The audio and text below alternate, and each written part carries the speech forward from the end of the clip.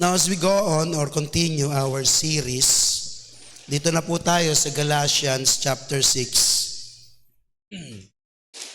Sa verse 7 na po tayo mga kapatid, at very important dahil from verse 7 to verse 10, it's about the law of sowing and reaping. Okay? Ang tawag dito ay the laws of the harvest. Meron pong mga palatuntunan, mga batas sa pag-ani po ng mga itinatanim po natin. Now, once again, to give you the backdrop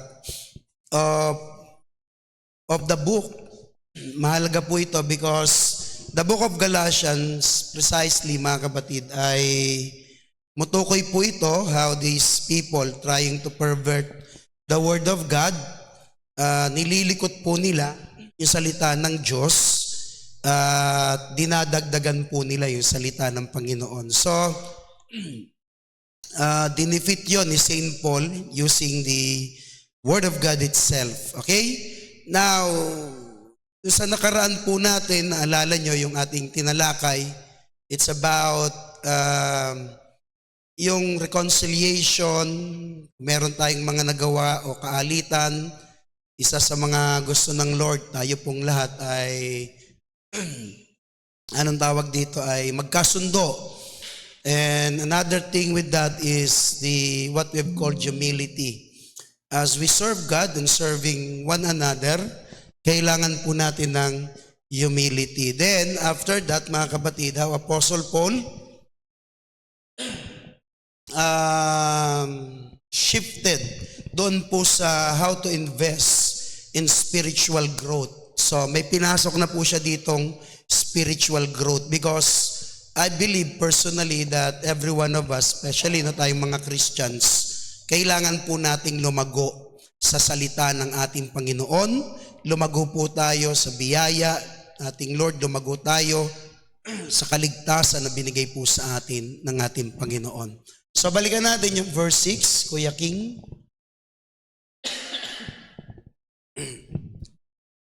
Verse 6. Datapot ang tinuturuan sa aral ng Diyos ay makidamay doon sa nagtuturo sa lahat ng mga bagay na mabuti. So upon investing spiritual growth, kasi nung early church po mga kapatid, kung matatandaan nyo, wala po silang kagaya nitong mga buildings.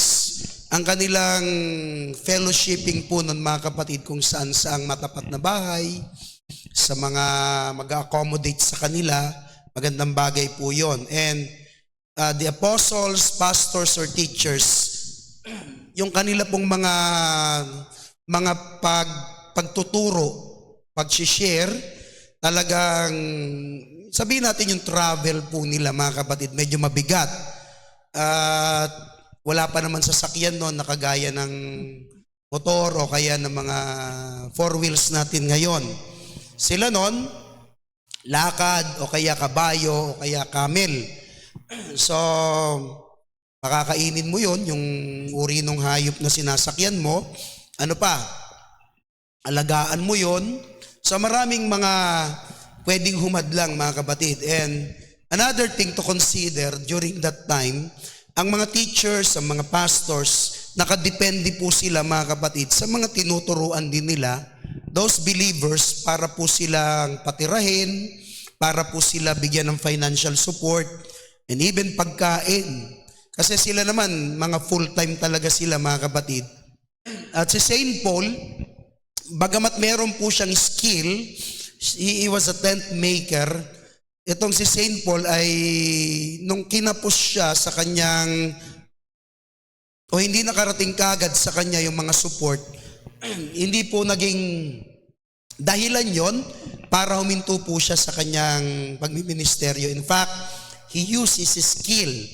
Gumawa siya ng tent, binenta niya po ito to support yung kanya pong everyday needs.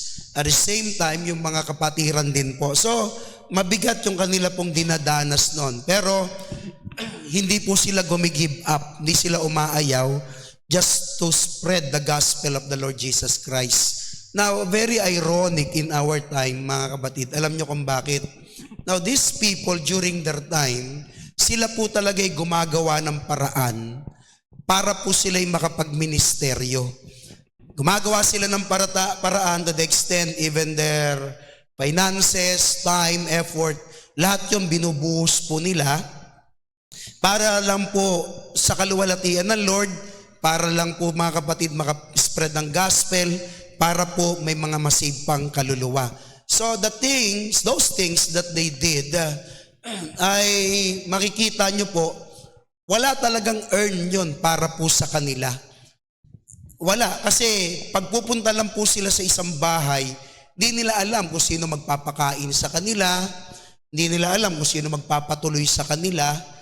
So these people, iniwan po nila yung kanilang comfort zone just to serve the Lord our God. Kaya lang, pagdating po sa atin, baliktad.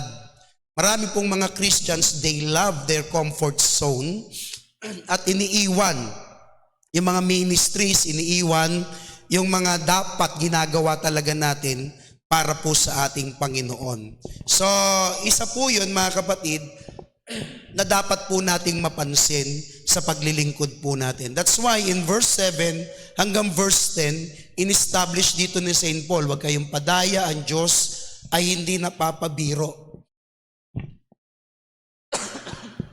Sensya na kayo Yung ubo ko mga kapatid, actually iba siya Wala naman akong pero ewan ka ba't ako inuubo? Kanina wala to Sapagat ang lahat na ihasik ng tao ay siya namang aanihin.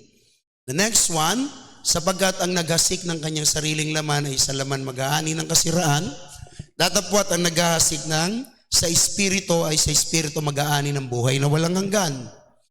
Huwag tayong mga pagod sa paggawa ng mabuti sapagkat sa kapanahunan ay magsisipag-ani tayo, hindi tayo mga hihimagod.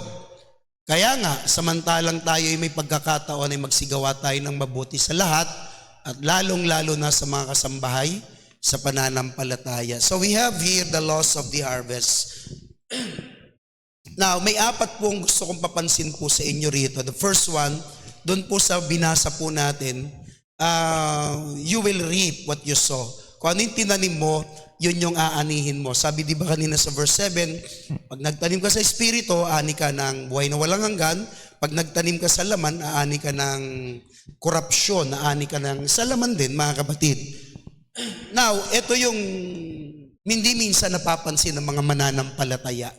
Akala natin na ang Diyos ay cruel po sa atin dahil may mga bagay tayong inaani na napapahintulot di umano daw ng ating Panginoon. Pero ang totoo mga kapatid, hindi po. Yun ay tinanim po natin. Halimbawa, nung bata pa tayo, naabuso natin sa bisyo mga kapatid, yung ating katawan. Tapos nung tayo'y tumanda, bagamat tayo'y na born again, hindi naman maaalis yung mga sakit na yun mga kapatid dahil nandun na yun sa sistema ng katawan natin. Okay? Bagamat ang Diyos ay Diyos ng himala, but in relation to the biblical, anong tawag dito? To the biblical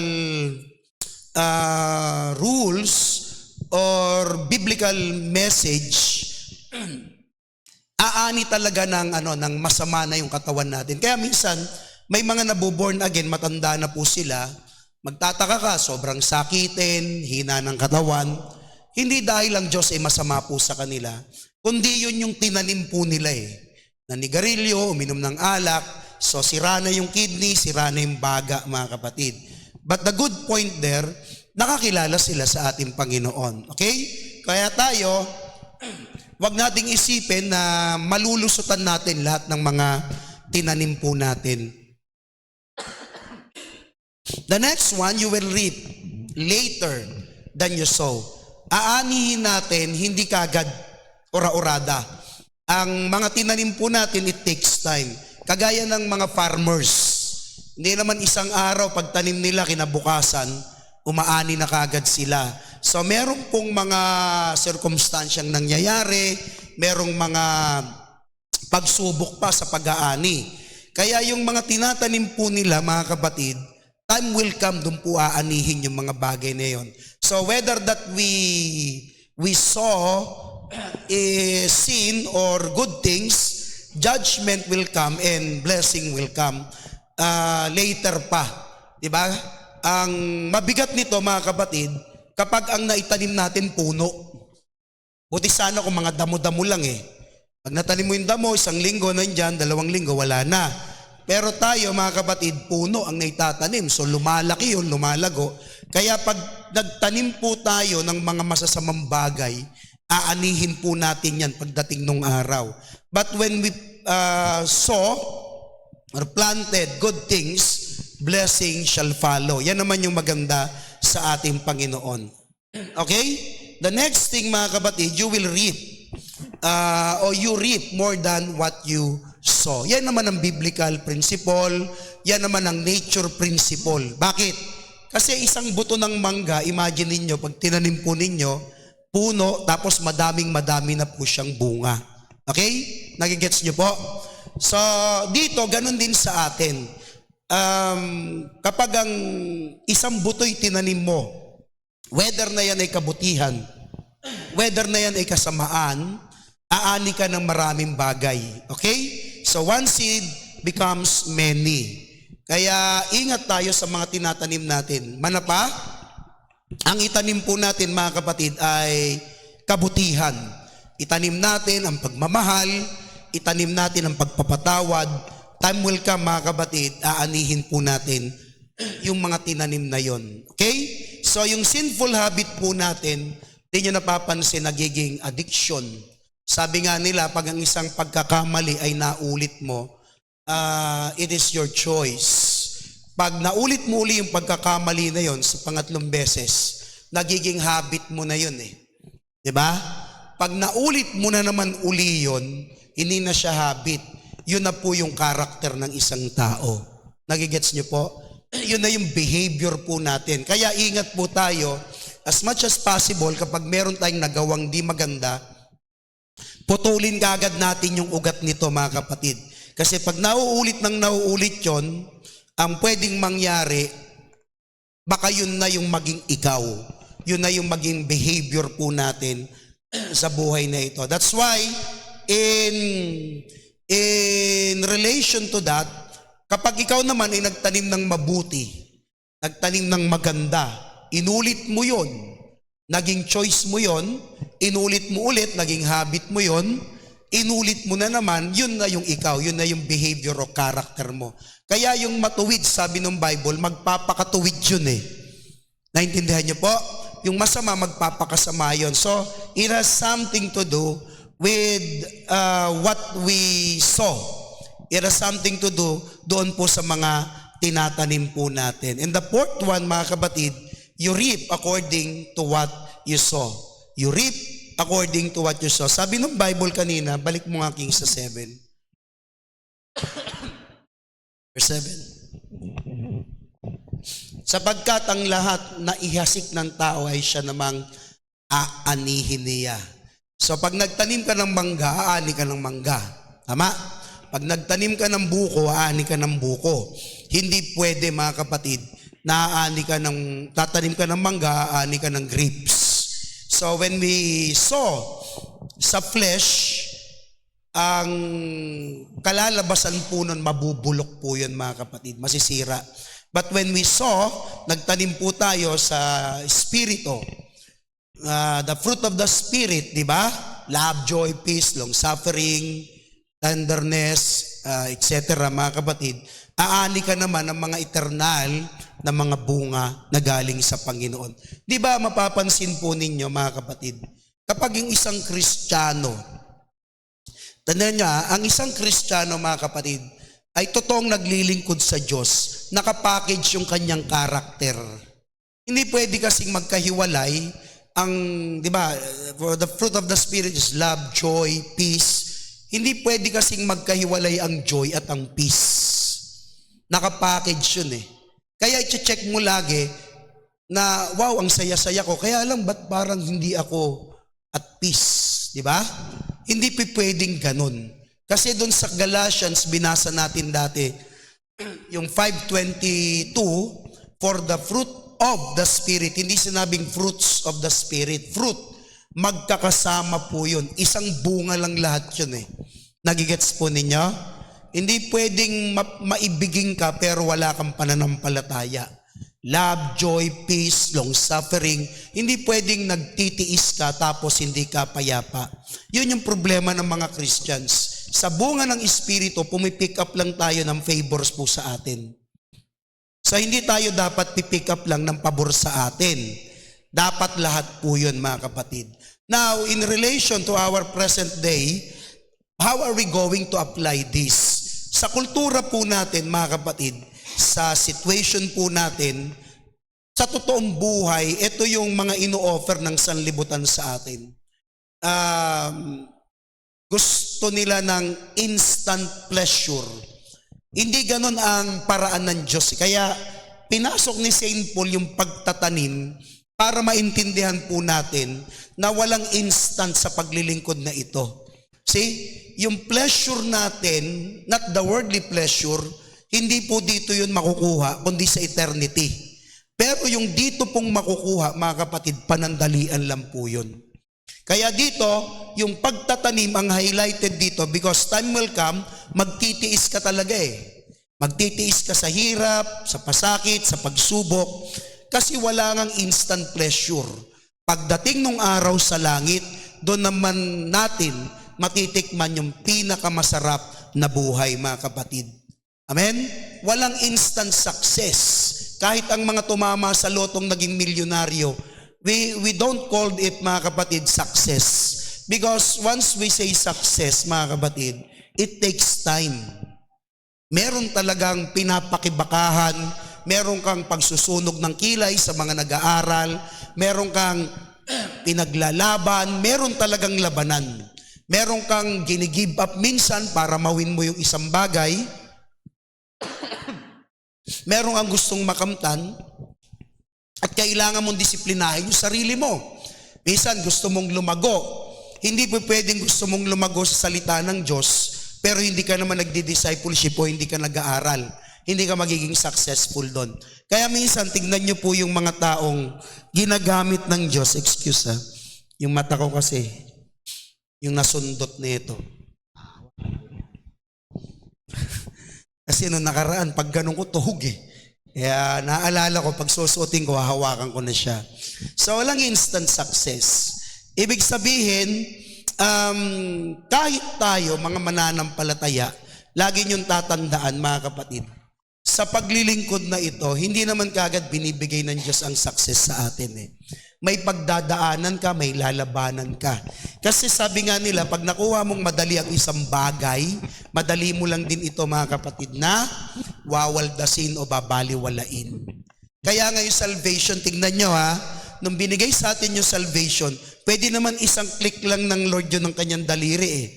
Patay lahat tayo, tas magbabangon siya ng bagong tao, or lahat ng mga umaway po sa kanya, patayin niya lahat. Hindi.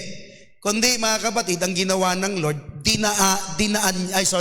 pinagdaanan niya yung paraan para po tayo maligtas. From the very start, pinanganak siya, gusto siyang patayin. Nung siya'y nag-ministry, mga kapatid, ang gusto lang sa kanya ng mga tao ay mga biyaya at pagpapala, himala. Tinanggap pa siya bilang, sumisigaw, sana, doon sa last part ng buhay niya, sana in the highest. Salvation to the Jews, iligtas mo kami. Yun yung gusto ng mga tao. But afterwards, after a week, ang mga tao, mga kapatid, sumisigaw, ipako siya sa krus. But then, ang Lord, mga kapatid, napako pa rin sa krus at inalaw niya yon. Then after that, namatay siya, but after 3 days, nabuhay na maguli ang Panginoon. Sinakita niyo po yung tindi ng pinagdaanan ng Lord. At doon tayo naging successful. So, ang kultura natin, ang sanlibutan, it promotes instant success, instant pleasure, and sometimes instant gratification or glorification. See?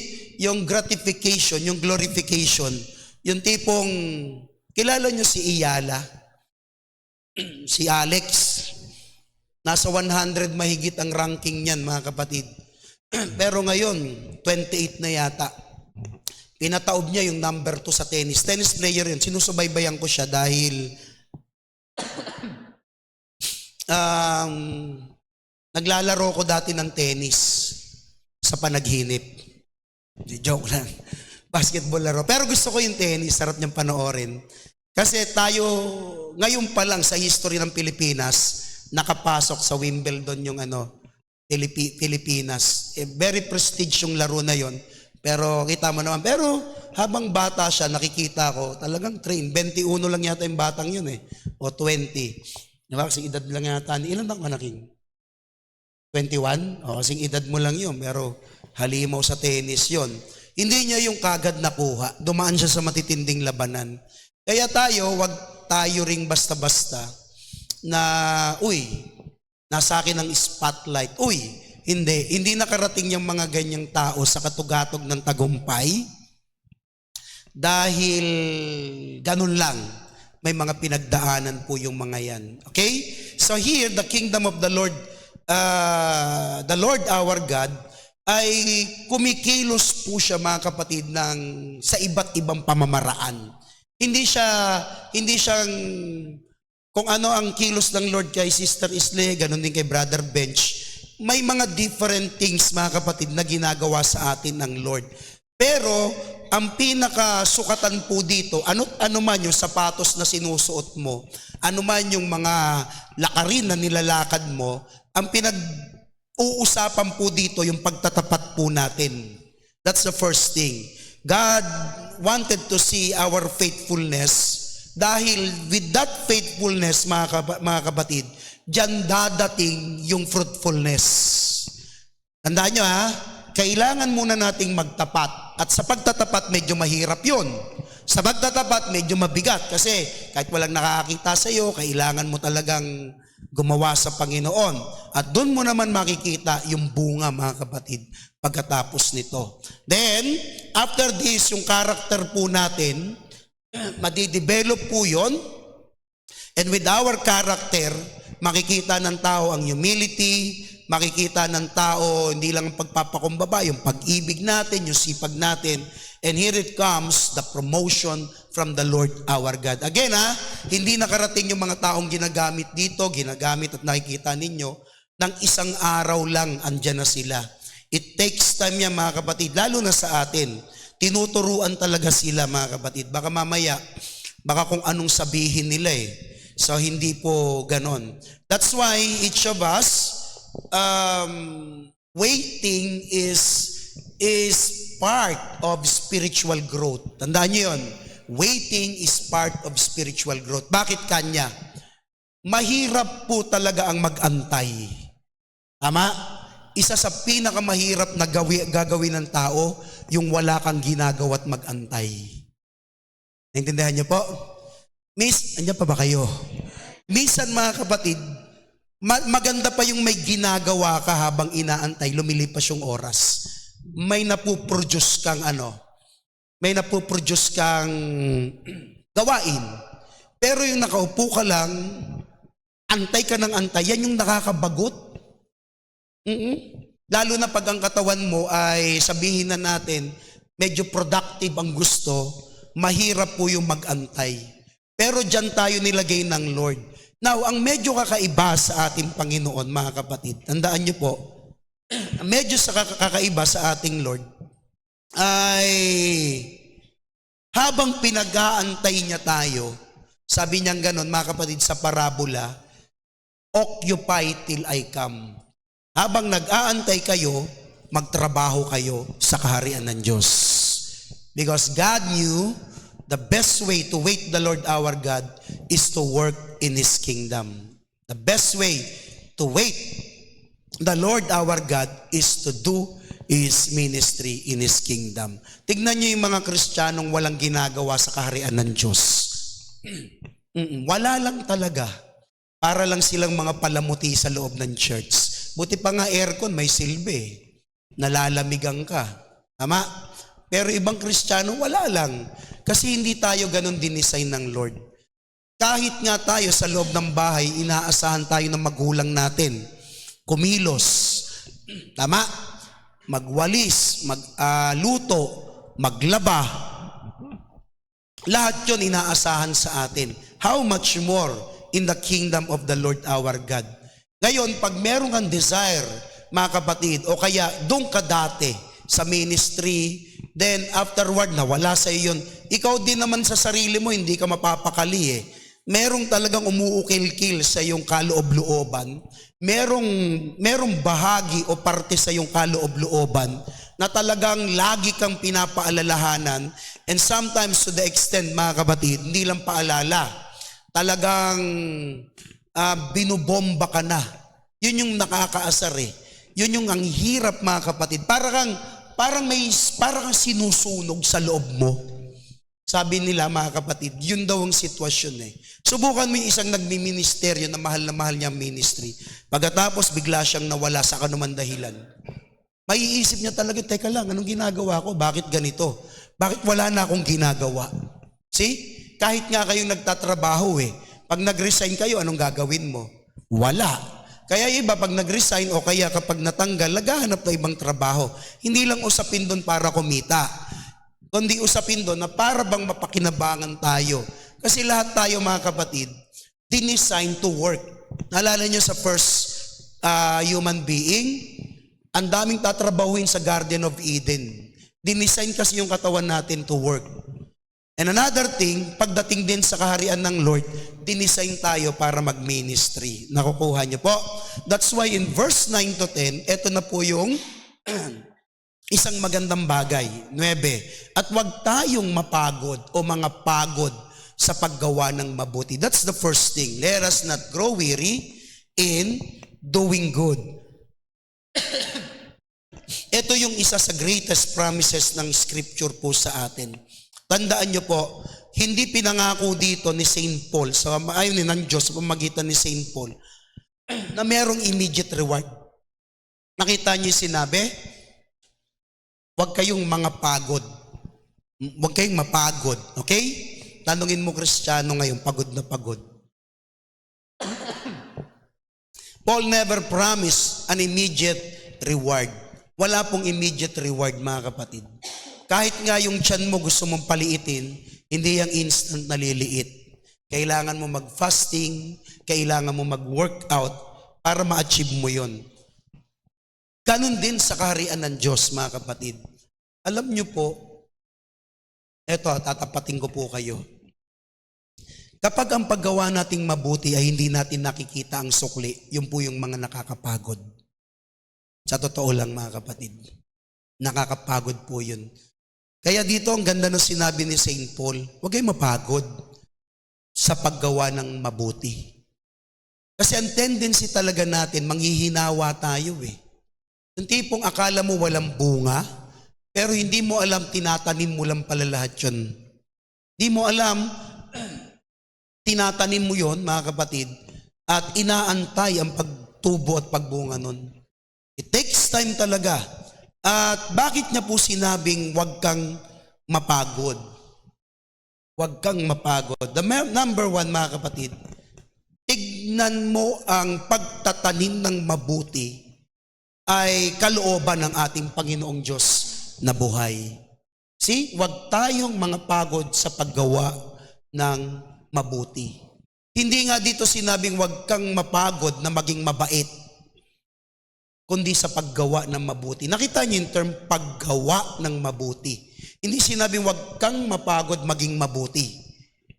Ang sabi diyan, huwag kang mapagod sa paggawa. Kahit po ang mabuting bagay ay ginagawa po yun, mga kapatid. Sinasadya po yun. May effort po ang paggawa ng mabuti. Nagigets niyo po? May effort yun, may oras yun, meron ka talagang isa-sacrifice, kaya ang matinding bilin ni St. Paul, huwag kang mapagod. So ang Christian life po natin, tandaan niyo po, nangako ang ating Panginoon, ayan sapagkat sa kapanahunan ay magsipag-anik tayo, kung hindi tayo himagot. Merong pangako ang Lord sa atin that someday soon, merong harvest sa God's time, sa God's season. Diba?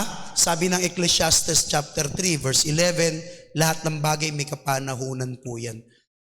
So subukan nyo mga kapatid na may nakitang bunga. Noong nakaraan, bumili po ako ng, ano yun na, guyabano. Last week, Sabado.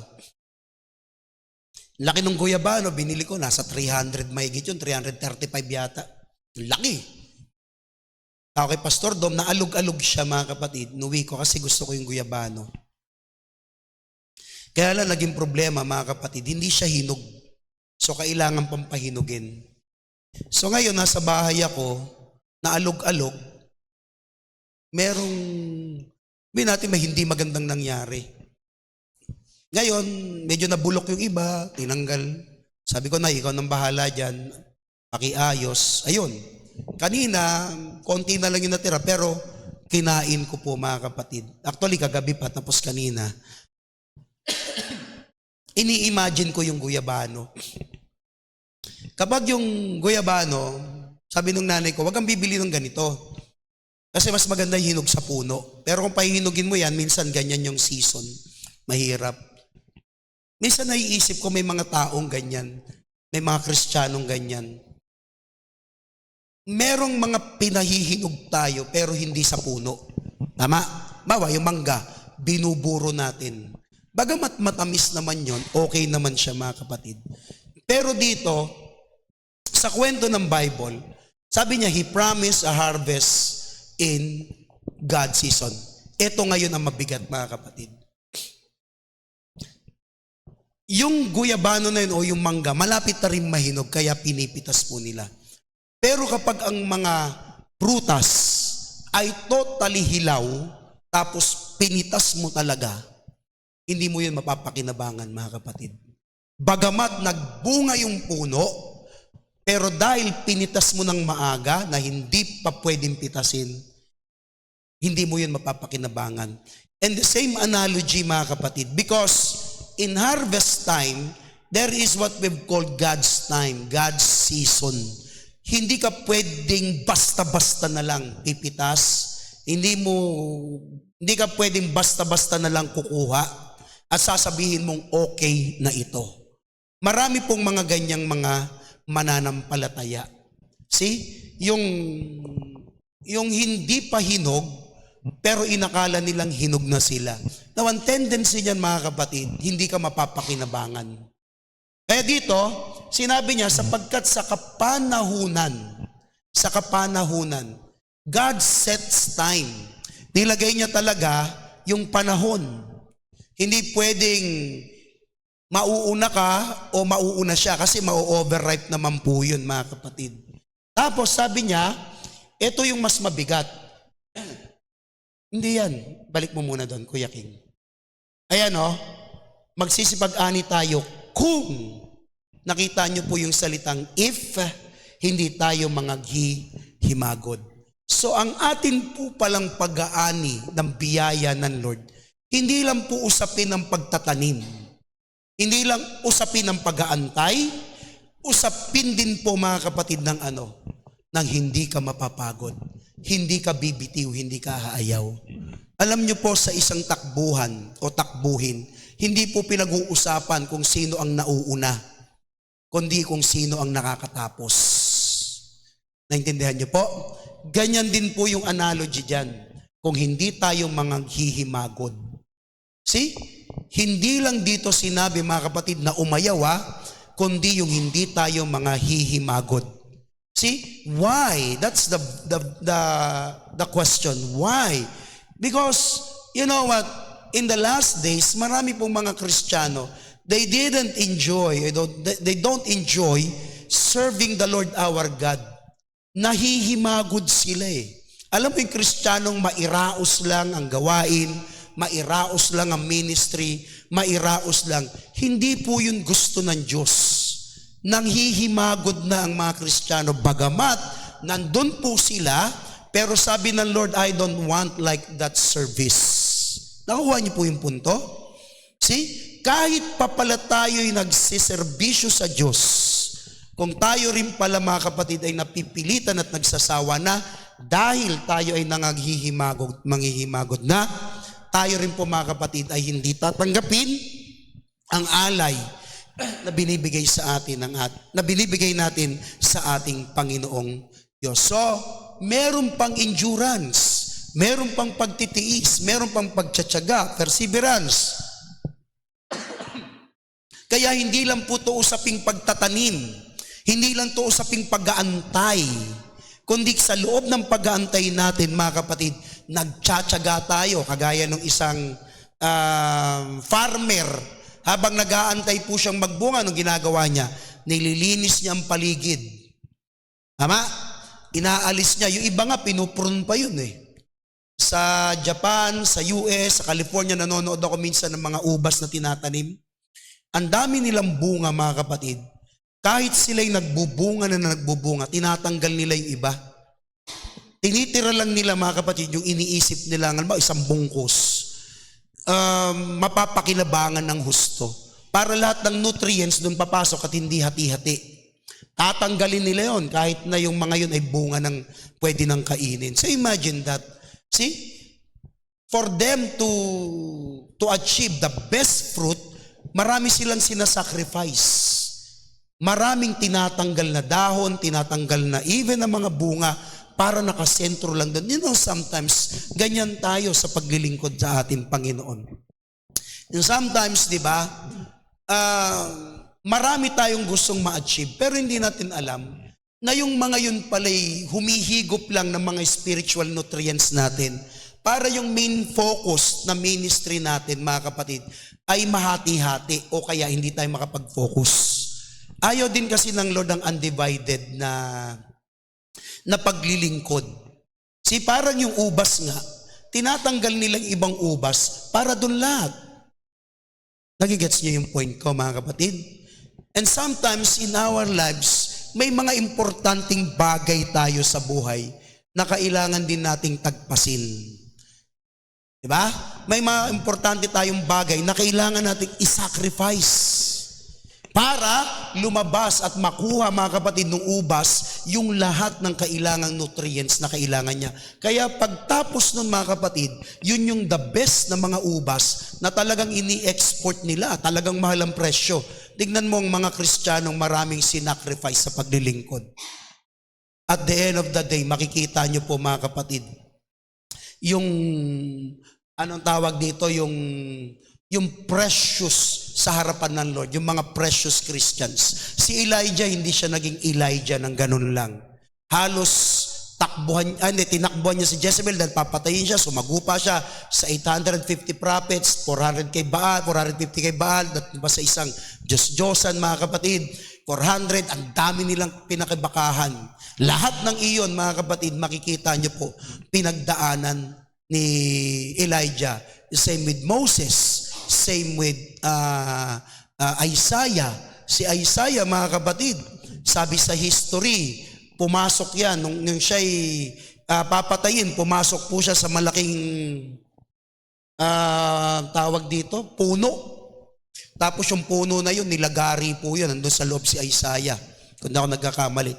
Nandun siya sa loob, nilalagari yung puno. So itong mga to, hindi sila nakarating sa ganung bagay. Marami po silang sinacrifice. Now, the best question for all of us, mga kapatid, ano yung minsang kailangan mo isacrifice para makita yung totoong bunga sa iyong paglilingkod? See? Huwag tayong mapagod. Bakit? Ba't kaya ganun yung sinabi ng Panginoon, no? Through St. Paul? Literal po kasi, spiritual po kasi talaga. Alam ng Lord, dadaan tayo sa ganito. At ang unang-unang tendency sa atin ay mapagod. Mapagod. Kaya pinangunahan na tayo ni St. Paul, huwag kayong mapagod. Huwag kayong mapagod sa paggawa ng mabuti. Lagi niyong titingnan, mabuti ba ang worship? Huwag kayong mapagod mag-worship. Mabuti ba ang praising? Huwag kayong mapagod sa praising. Mabuti ba ang discipleship, ang ministry? Mabuti ba lahat ng mabubuting bagay, mga kapatid? Huwag nating ipakitang napapagod po tayo. Well, physically napapagod tayo, lalo na yung galing sa trabaho. Kami, salamat sa Lord, walang pasok kanina sa Caloocan. Muulan ba? Hindi. Walang pasok kanina sa Caloocan. At syempre, dalangin ko rin, dumiretso siya hanggang Biyernes para masarap ang buhay. Okay? Physical yon. Pero isa sa mahirap kasi yung spiritual, anong tawag yan, yung kapaguran, mga kapatid. Kasi, pag yan na naramdaman mo, magiging dull ka na eh. Pag yan na naramdaman mo, nasa church ka pero wala lang. On and off ka lang. Gigising mo, sisimba, yung iba bata. Parang wala nang bearing sa iyo mga spiritual na bagay. Pag ikay napapagod na. Nakikita niyo po mga kapatid? Tuloy natin. Now, let's go to the mark of the true disciples of the Lord Jesus Christ. Basahin natin 11. Dito tayo magtatapos. 11. Tingnan ninyo kung gaano kalaking mga titik ang isinulat ko sa inyo ng aking sariling kamay. Hanggang 17 yan, King. Yaong lahat na may ibig magkaroon ng isang mabuting anyo sa laman, ay siyang pumipilit sa inyo na na mangagtuli upang wag lamang silang pagusigin dahil sa krus ni Kristo. So, next. Tuloy-tuloy mo. Sapagkat, naantok ka na yata. Sapagkat yaon mang nagtuli na ay hindi rin nagsisitupad ng kautusan, ngunit ibig nilang kayo'y patuli upang sila'y mga mapuri sa inyong laman. Datapwat malayo nawa sa akin ang pagmamapuri maliban na sa krus ng ating Panginoong Jesucristo. Sa mamamagitan niya ang sanglibutan ay napako sa krus sa ganang akin at ako'y sa sanglibutan. Sapagkat ang pagtutuli ay walang anuman, kahit man ang di pagtutuli, kundi ang bagong nilalang. At ang lahat na nangagsisilakad ayon sa alituntuning ito, kapayapaan at kaawaan nawa ang sumasa kanila at sa Israel ng Diyos, buhat ngayon sinuman ay huwag magabag sa akin sapagkat dala kong nakalimbag sa aking katawan ang mga tanda ni Kristo. Now, these are the marks of a true disciple of the Lord Jesus Christ. Actually, Apostle Paul here, very interesting because at the ending of his writing, sa ending ng kanyang writing, mga kapatid, medyo mabigat yung kanyang dinadanas. Galatia po ito, at ang issue po dito, mga kapatid, yung law. Okay? Isa doon yung circumcision. So, may mga Judaizers, itong mga Judaizers na ito, pinipilit sila na okay, you have the gospel, okay yan. But you have to be circumcised. Okay? Ngayon, sabi ni Saint Paul, walang kabuluhan lahat yan. Kaya magpatuli o hindi magpatuli, pa-circumcise o hindi magpa-circumcise, hindi doon yung usapin. Ang usapin dito, kung tayo ba'y talagang totoong binago at naglilingkod sa ating Panginoong Jesucristo.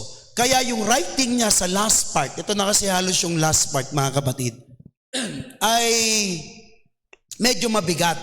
Now, dito po sa kanya, kinontra niya po dito, mga kapatid, ang mga turo ng mga false teachers. Bakit kanya? Kasi ang mga false teachers na pumasok, which were the Judaizers, sila po'y nagmamalaki sa kanila pong mga bagay na na-achieve sa buhay.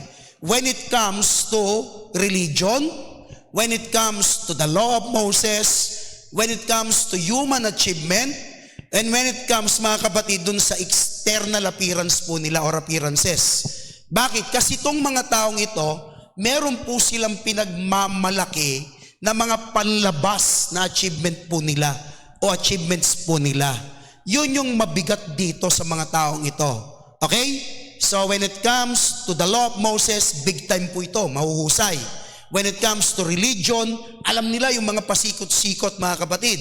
When it comes to human achievement, big time sila, matatalino to, matataas po yung mga pinag-aralan. Marami dyan, mga sa panahon natin, mga abogado, hindi po sila basta-basta doctors of law. At yung sa kanilang appearances, when it comes to external, kilala po sila sa society po nila. Hindi po sila basta-bastang mga tao.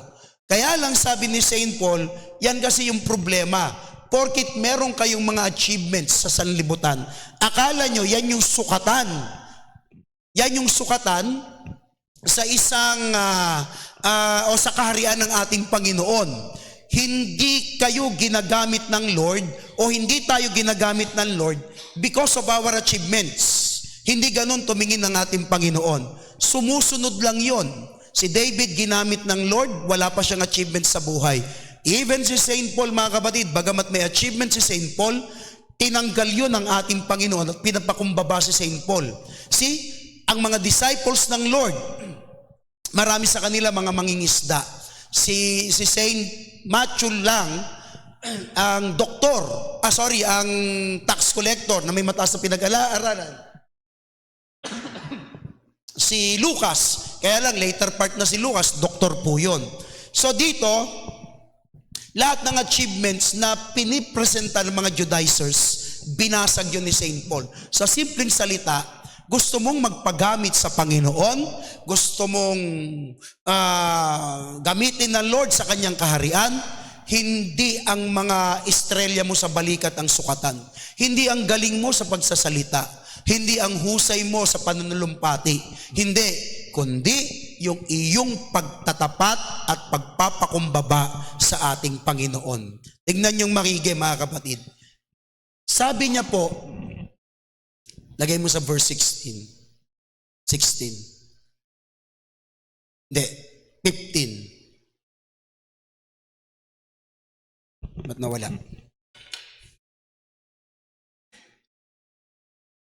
Okay. See, as many as it is, ayun, nasa verse 12 siya, King. Ito yung sabi ni Saint Paul. 12. Ito mabigat.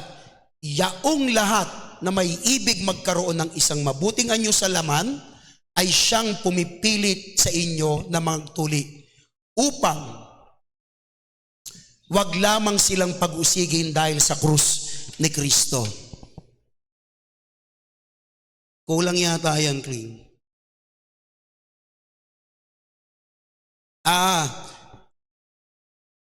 Nasa 14 pala, King. Nasa 14. Ito yung hinahanap ko. Yan. Datapot malayo nawa sa akin ang pagmamapuri. Ito mabigat. Maliban na sa krus ng ating Panginoong Jesucristo. Now sa English, mga kapatid, ito po yung sinabi. But God forbid that I should boast except in the cross of our Lord Jesus Christ, by whom the world has been crucified to me. Yung salitang yan yung pinakatumatatak dito sa kanila. Bakit? Kasi itong mga taong ito, mga kapatid, nung sinulatan ni Paul, punong-puno po sila ng pride, punong-puno sila ng mga, alam mo yung mga legalistic. Kasi sa batas nga sila. Etong mga taong ito, meron silang mga worldly glory, mga self-righteous po sila. Lahat ng ito, sabi ni Saint Paul, okay, sige, mag-usap-usap tayo ngayon. Makinig kayo, ito yung climax dyan ng kwento Mag-usap-usap tayo ngayon. Lahat ng meron kayo, your achievements, lahat ng meron kayo, religion, husay, galing, lahat ng estrelya sa balikat ninyo. Sabi ni Saint Paul, magmapuri kayo, ipagmalaki nyo yan sa krus ng Kalbaryo ni Kristo. Yun ang pinakamabigat. Bakit? Kasi walang taong kayang magmalaki sa krus ng ating Panginoong Jesucristo. Yan ang pinakamabigat na mensahe.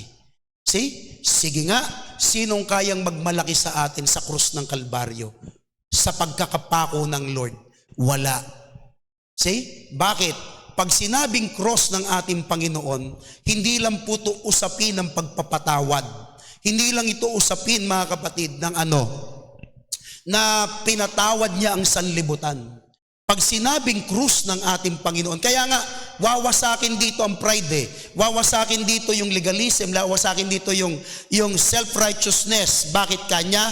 Kasi sa krus ng ating Panginoon, isa sa pinakamatinding mensahe po nito ay mamatay tayo sa ating lumang pagkatao.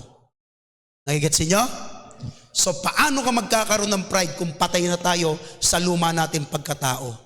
See? Sabi yan sa Romans chapter 6 verse 6. See? Ang tao likas na nagmamalaki. Pero pag ikay humarap sa cross of Calvary, isa lang ang sasabihin sa iyo ng Lord.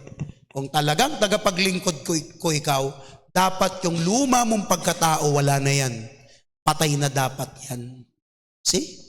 Nakikita niyo po? Itong mga taong tong nagmamalaki sa kanilang buhay, nagmamalaki sa kanilang mga narating, nagmamalaki sa kanilang relihiyon, sa dami ng kanilang nalalaman. Sabi ng Lord, o sige, magmalaki kayo sa krus ng Kalbaryo. Hindi kayo makakapagmalaki. Bakit kanya? The very definition pa lang ng cross of Calvary is death of our old life. E di kumbaga kung ganon, na meron tayong pagmamalaki, sa cross of Calvary tayo magmalaki. Bakit? Kasi papatayin dyan ang pride mo.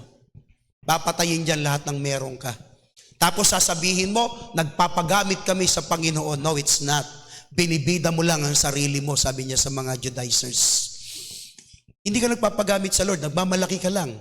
Kung ikaw magmalaki ka sa cross of Calvary, tuturuan ka kung paano yung tamang paglilingkod. Dapat ipakita mo, napatay ka na sa dati mong buhay, at si Kristo na ang nakikita sa iyo.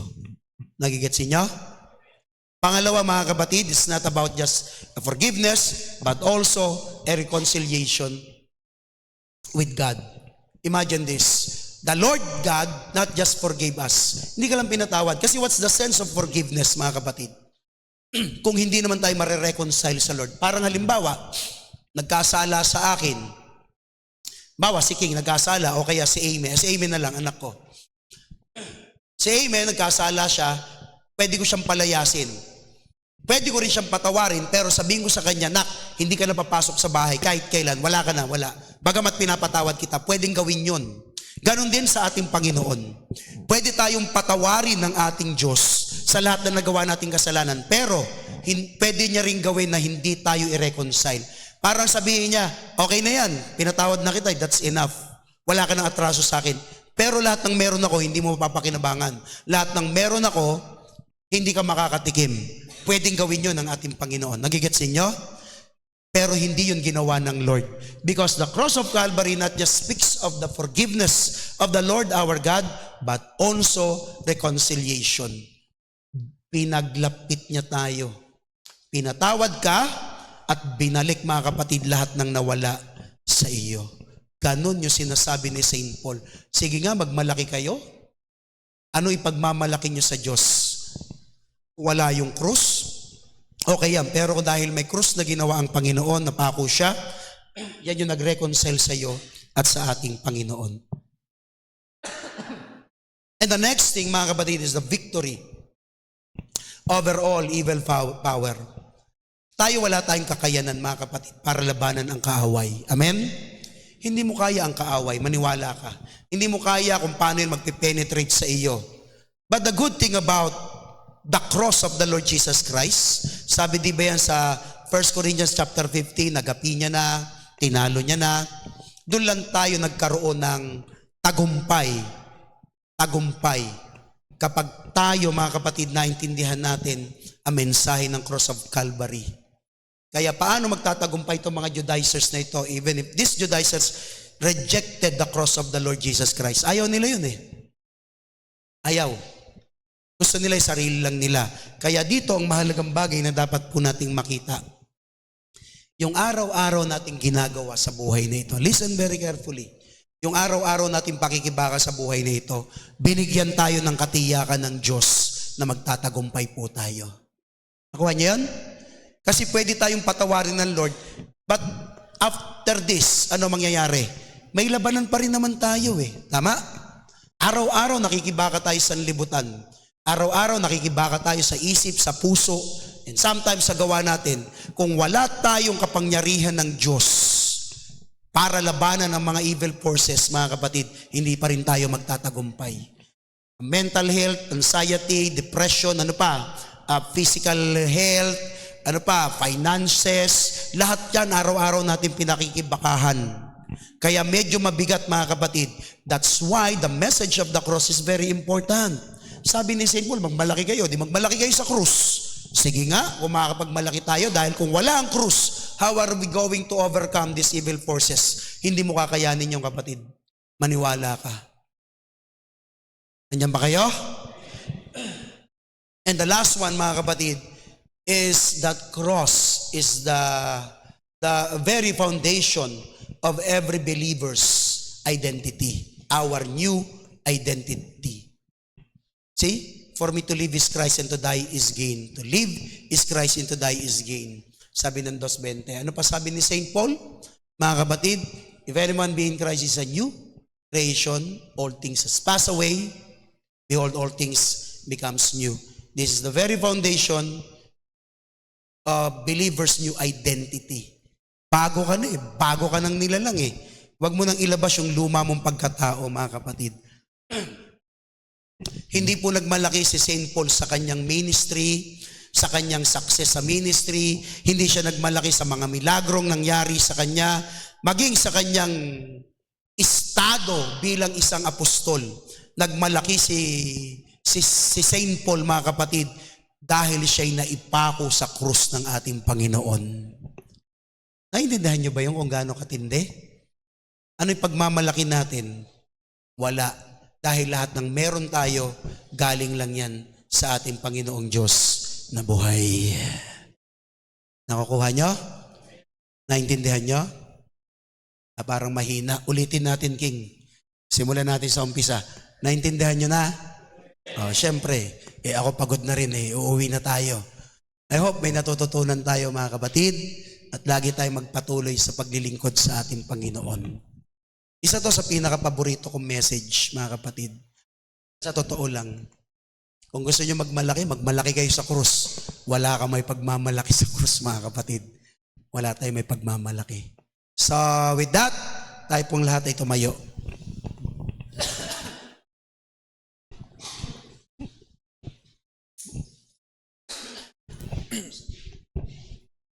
Pray po tayo, mga kapatid. So, Lord, pinupuri ka po namin, Panginoon, sa gabing to, Panginoon.